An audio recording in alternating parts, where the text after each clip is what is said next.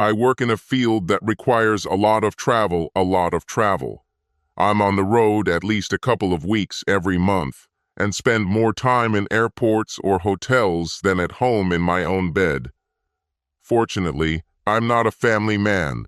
He was married twice and divorced twice. The first marriage ended when I returned home at 11 a.m.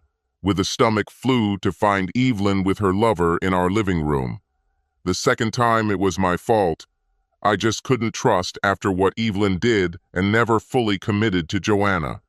My infidelities ultimately led to divorce. There were no children in either the first or second marriage. So life is lonely, but at least when I travel I meet new people. I've had an awful lot of conversations in airport bars, and this was one of the most memorable. It all started out typical. The guy sat down next to me on the bar stool and ordered a beer. We nodded to each other, exchanged a few ironic remarks about the weather and the joys of travel. We both had a couple of hours to kill, and the conversation slowed down into a mildly interesting tale. We talked about business travel for a while, good and bad airlines, good and terrible cities, and then baseball. He was an Astros fan, but he didn't have much to brag about. I told him that I had seen Jeff Bagwell play when he was still in the minors in the Boston Red Sox system. We talked about how many airports we visited, how many times we've exchanged stories with strangers over the years. An idle conversation that looked like it might end. But there was no need for me to rush. There were still 2 hours left before my flight. "Can I ask you something?" he said. "Of course," I replied. "Recently, a guy told me a story and asked me what the moral was. Since then, I've been thinking about it and still can't decide. Do you want to listen to it?" "Why not?" I said. "This is a story about a woman named Mary," he said, and began his story. Maria's life in her youth was shaped by one main, painful fact.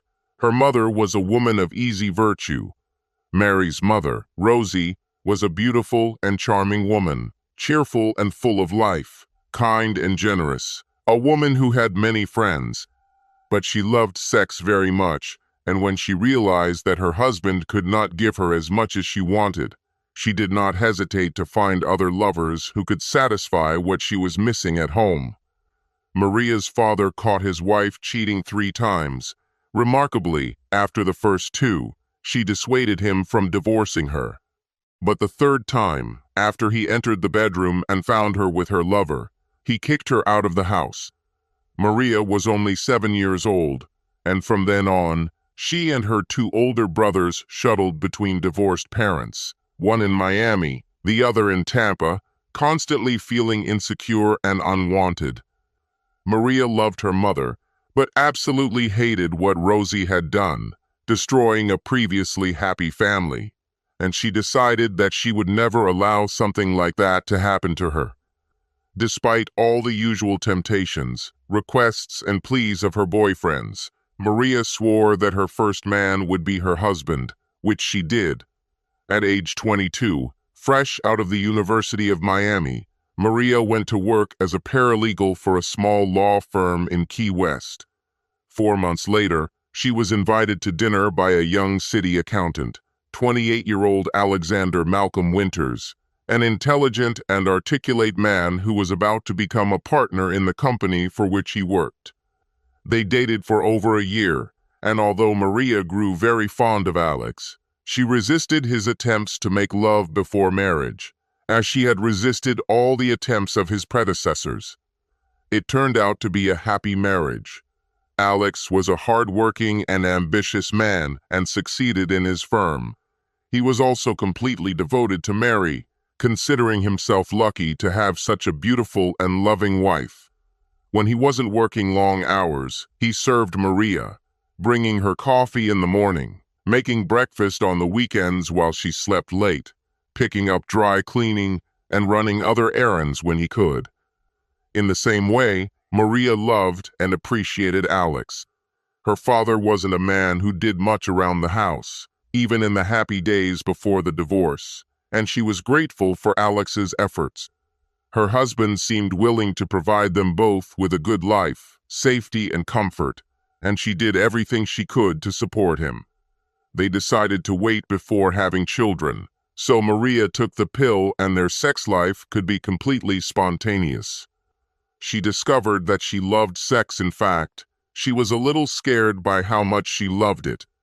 Maria enjoyed everything new that her husband, who had several previous girlfriends, taught her in bed. Mr. and Mrs. Winters often had sex, both at his and her instigations, and derived great pleasure from it. But there was one fly in the ointment, one problem that prevented everything from being perfect: Alex's endurance.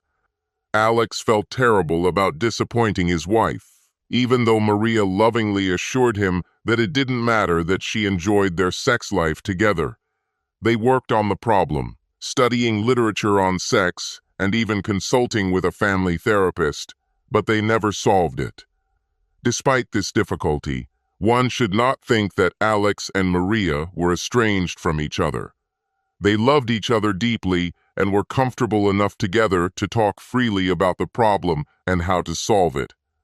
Therefore, no one could say that their sex life was bad, and Maria would never say such a thing.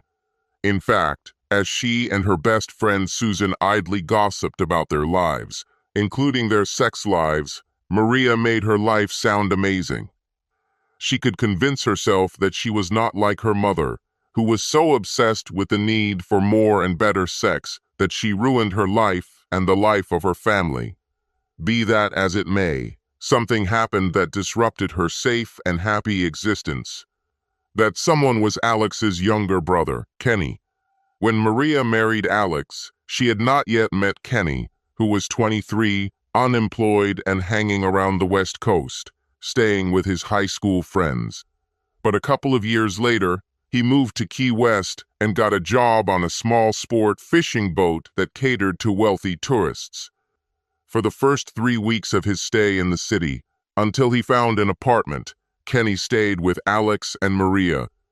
Alex loved his little brother, treated him with care and tenderness, and seemed to be blind to his shortcomings. But Maria noticed them all. Kenny was immature, selfish, and a little rude. He acted completely unaware of the fact that his presence might disrupt the order of his brother's house or embarrass Mary. Kenny walked around in his boxers, drank a lot of beer, stayed up late with the TV on too loud, and didn't even lift a finger to wash the dishes, clean up after himself, or do anything that a half-conscious guest could possibly do. A couple of weeks later, Maria complained to Alex, who in turn asked Kenny to at least stop throwing dirty laundry on the floor. But it didn't make things any better, and Maria was secretly glad when Kenny moved out. What she didn't admit, even to herself, was that part of the reason Kenny annoyed her was because she found him sexy. She didn't like him, didn't enjoy his company, and resented the loss of privacy, but often looked at his body with great interest. He was about the same height as Alex, but while her accountant husband had gotten a little soft from long hours at his desk, Kenny had the tan and strong muscles that came with living outdoors on a fishing boat. Alex continued to regularly invite his brother to dinner, so Maria could not avoid him completely. From time to time, the two men would stay up late together, drinking beer and laughing about stories or people they remembered from their childhood. Alex had never been much of a drunk himself, but when he and his brother set out, they would often get drunk late into the night, and one or both would pass out before reaching bed. On one of these evenings, Maria herself drank several bottles of beer before going to bed around 11 p.m., much more drunk than she usually allowed herself to be. Too drunk to do the dishes or brush her teeth, Maria threw her clothes on the chair next to the bed, pulled on her nightgown, and fell asleep almost instantly. She later made love to Ken, thinking he was her husband Alex. "You son of a bitch! You bastard! What the hell are you doing in bed with me? You know I didn't consent, right? Alex will fucking kill you." Easy now, Maria, he replied, not seeming particularly concerned. Are you sure you want your loving husband to know everything about what we did? I didn't know it was you. I thought it was Alex. I know you thought it was your husband. I even stopped in the bathroom to put on some of his cologne. But do you really think Alex will believe you? It's better to just keep this between you and me, Maria.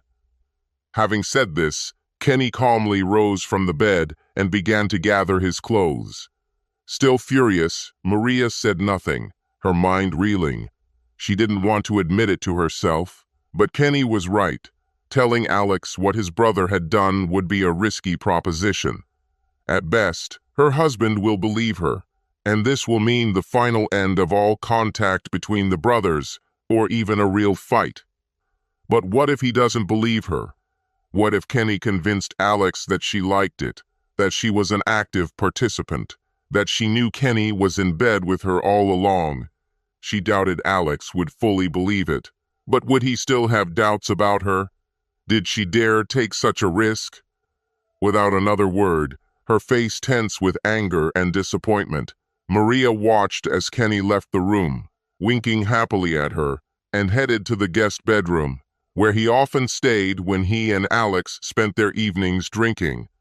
To feel so damn good, and then to be so shocked and angry, to feel so helpless, was a lot for Maria to go through in one evening.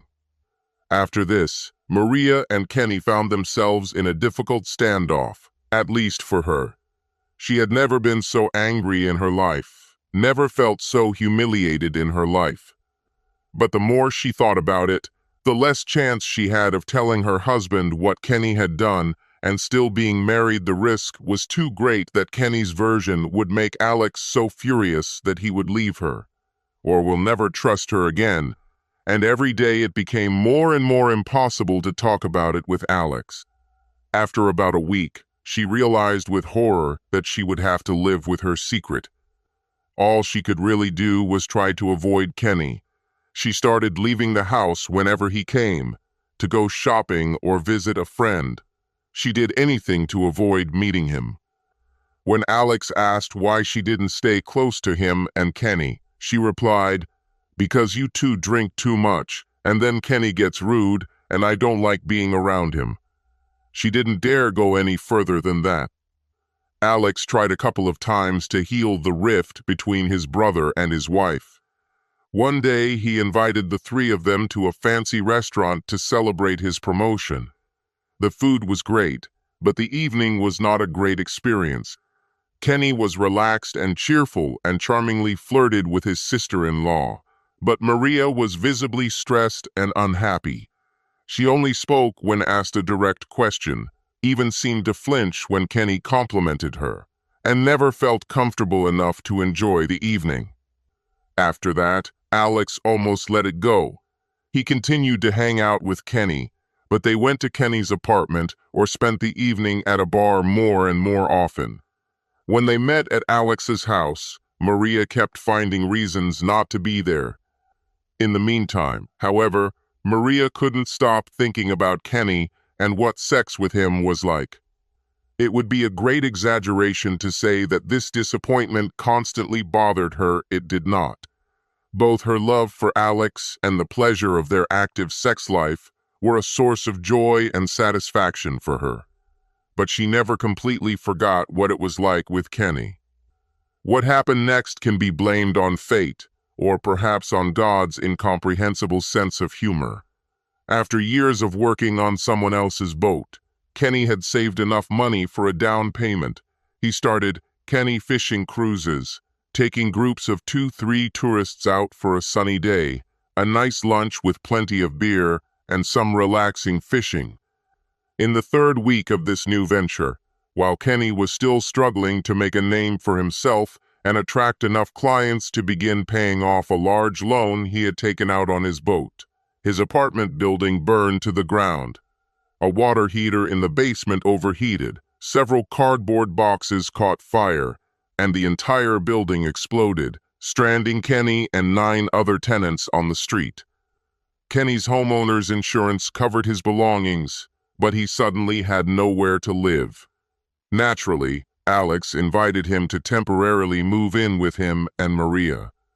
You can save a couple of months on rent, take the time to find a new place, and in the meantime, the money saved can be used for a loan on a boat. It will be perfect. Kenny was grateful and said so more than once. Maria was horrified, but knew that this was not a matter in which she could refuse her husband. So Kenny was back in her life and in her home. Loud TV, rude remarks, dirty dishes, and dirty clothes all over the house. But now it was many times worse because of what happened between them 2 years earlier. She just didn't like having Kenny around, and she hated admitting the fact that she was still attracted to him. At first, Kenny tried his best to be polite to Maria. He was still a slob, but he didn't mock her or stalk her. He didn't want to do anything that would lead to his brother throwing him out. But after a few weeks, he began to enjoy walking around the house only partially dressed when Maria was at home and Alex was at work. This often happened in the mornings because Alex left at 7:30 and Maria only had to go to work at 8:45.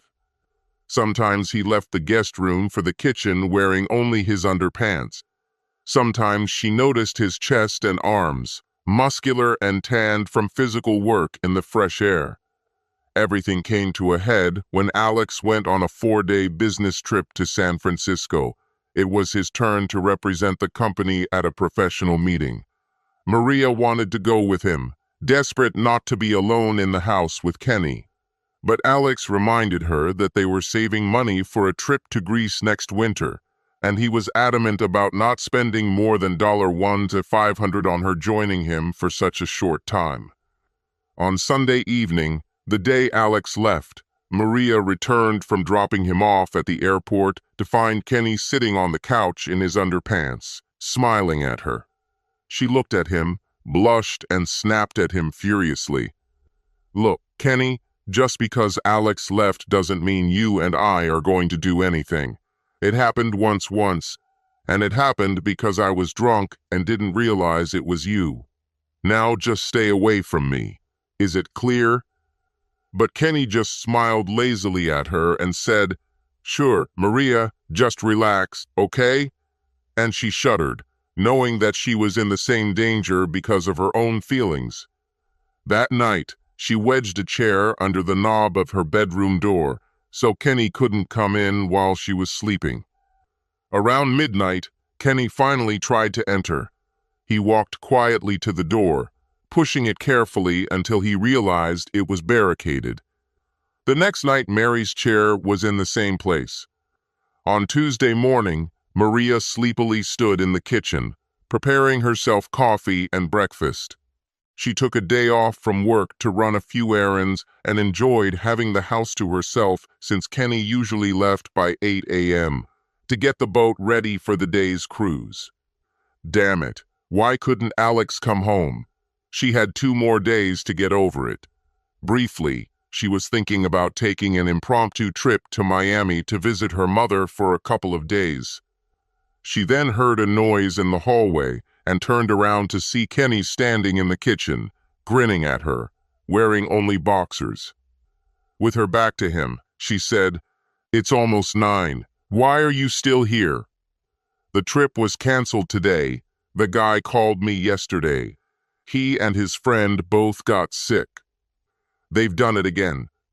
At 1000 Mary. I left the house to go to work." She gave up. The idea of visiting her mother and returned home at the usual time. Maria and Kenny spent that night and the next together. She and Kenny met alone at least once a week, sometimes more often, even after Kenny moved back into his own place. Of course, they tried their best to hide their affair from Alex, each for their own reasons. Maria, in particular, was almost fanatical about this. Naturally, they took the obvious precautions, waiting for Alex to leave the house, meeting mostly at Kenny's apartment in case Alex ever returned home unexpectedly, and so on. Maria kept her regular brands of soap and shampoo at Kenny's and took a thorough shower and perfume before heading to Alex's house. She even insisted that Kenny wear the same cologne as Alex. In her mind, she went over all the details of her sex life with Alex. She did everything possible to keep everything the same. There was no decline in sex life, but there was no sharp increase either, so that he would not think that the changes occurred due to feelings of guilt and could not suspect her of cheating. And it worked. Alex never understood what she was up to. Gradually, he began to realize that sex had become less important to Maria, but he attributed this to the inevitable familiarity and sense of routine that comes with marriage after a few years. Otherwise, she was as loving and devoted as ever.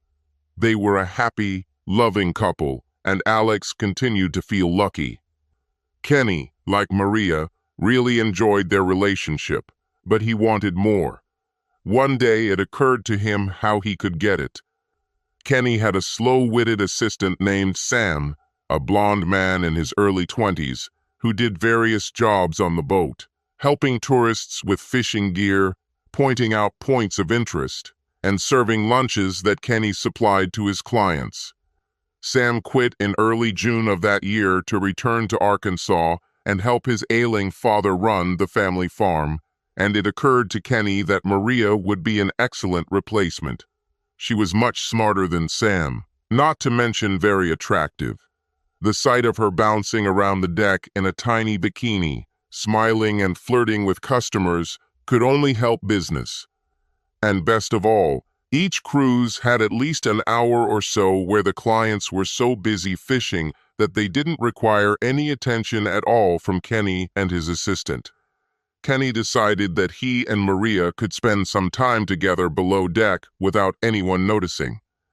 Kenny being Kenny, he was the first to approach Alex about this. He told him that he really needed help, and that Maria would earn almost double what she was making in her boring job as a paralegal. Plus, there was fresh air, the joy of being outdoors, and it would be so nice for him to have his daughter-in-law around.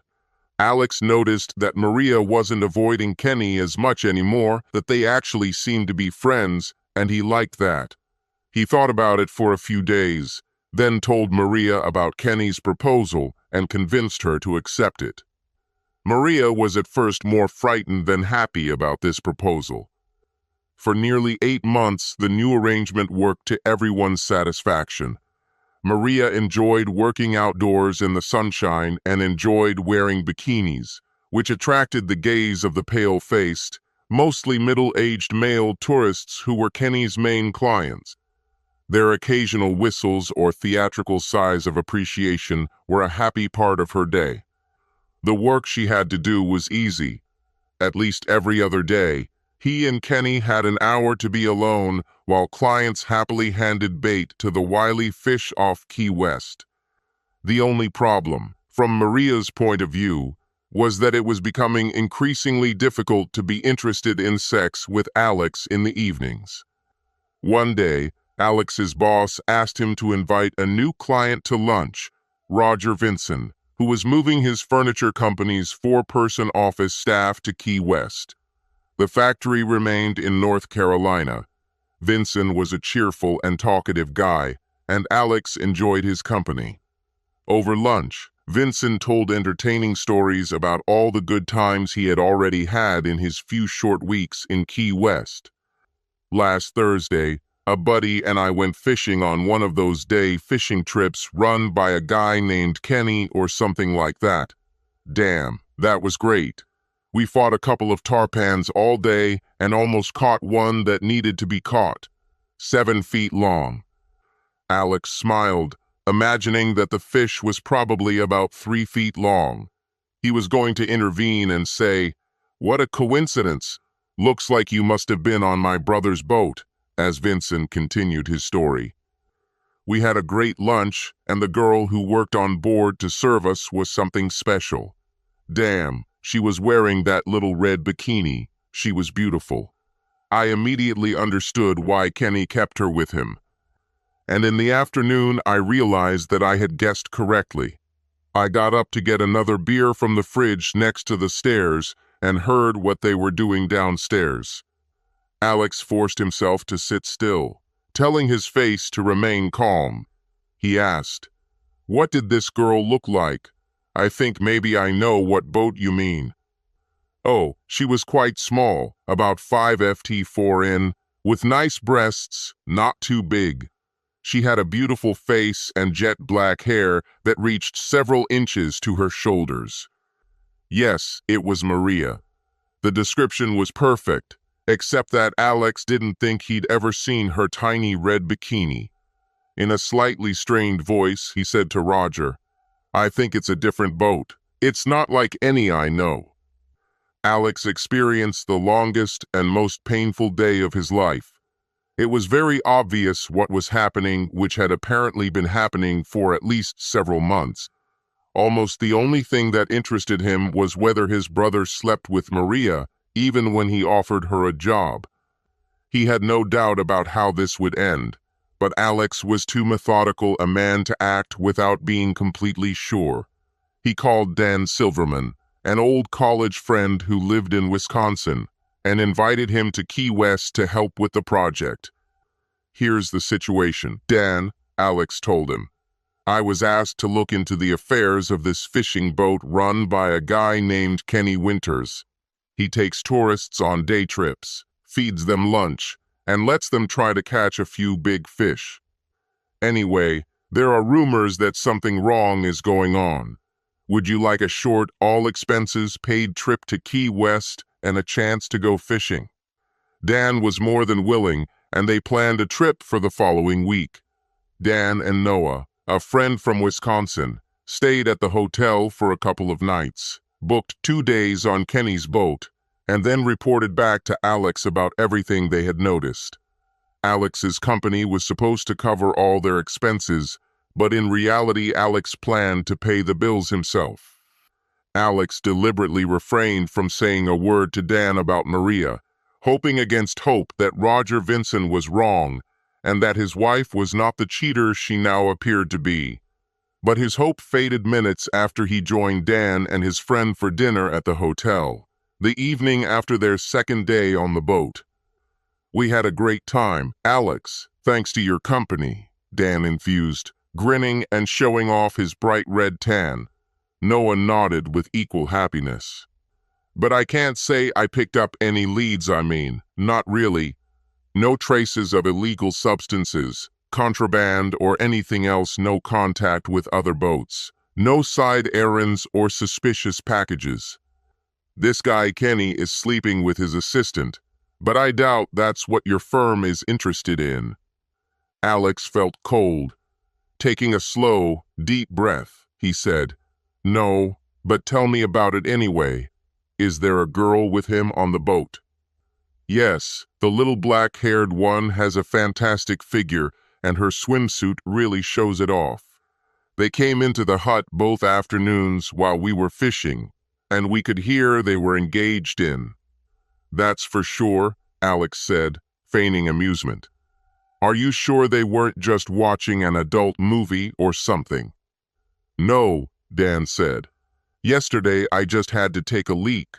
I could have climbed down from the back of the boat, but I was curious, so I went down the stairs kind of quietly. There was an open porthole in the head, and this was reflected in the cabin porthole." Alex once again used all his self-control. He calmly asked, "Do you think there's definitely nothing prohibited going on here? Did Kenny offer you a girlfriend or something?" Dan and Noah looked at each other, then shook their heads. Dan replied, "No, nothing like that. We might be tempted to tell the truth, but she seemed to be just his girlfriend, or at least his friend." Alex felt about as well as one would expect about the way any loving husband might feel upon learning that his entire marriage, his entire life, had just been blown up in his face. His loving wife is a cheater. His brother is dishonest, a traitor, a son of a bitch. 13 days passed from the time Alex first heard Roger Vincent's story until Dan Silverman's stunning confirmation of the story. Meanwhile, Alex used all his strength to maintain the appearance of calm affection for Maria. Alex also used the 13 days to make some other preparations. Although he hoped against hope, deep down he knew what the outcome of Dan's investigation would be, and he was ready to take action.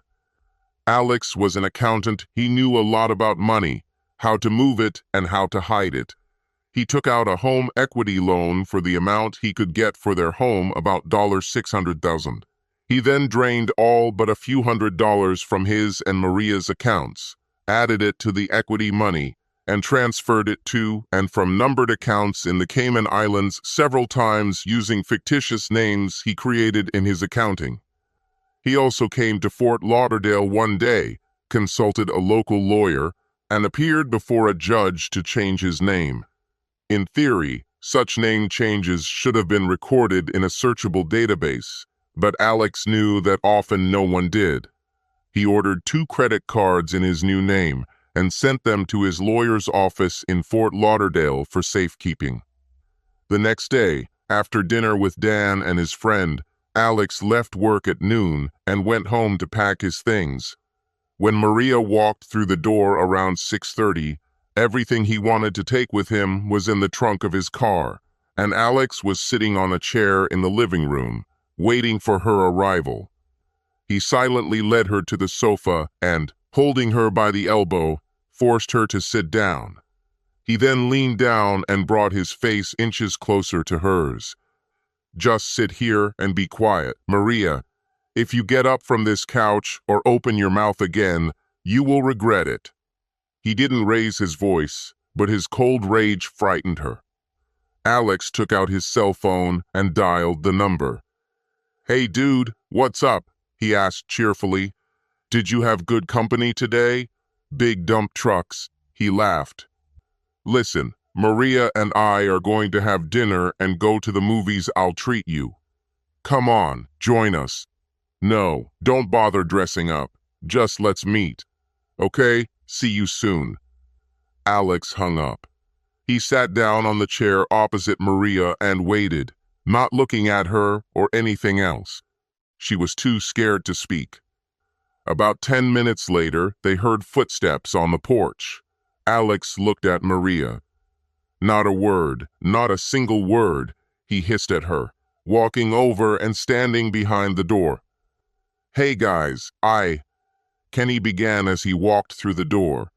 Then he stopped, looking uncertainty at Maria's frightened face on the other side of the room. Alex hit Kenny.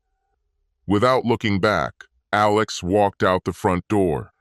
A few moments later, the sound of a car starting and driving away was heard. My neighbor at the bar fell silent and took a long sip of beer, looking straight ahead, expressionless. Did she ever see Alex again? He nodded slowly, looking at me briefly.